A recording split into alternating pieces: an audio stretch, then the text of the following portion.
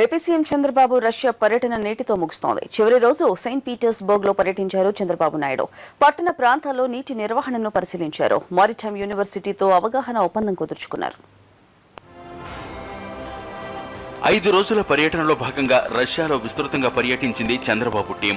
చివరి రోజు Saint Petersburg లో పర్యటించింది.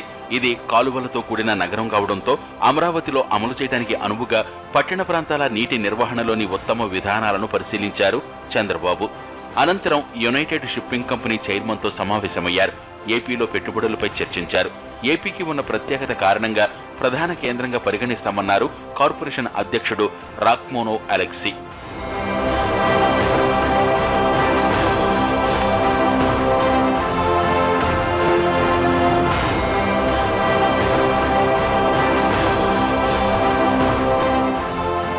స్టేట్ మ్యారిటైమ్ టెక్నికల్ యూనివర్సిటీని సందర్శించింది చంద్రబాబు బృందం.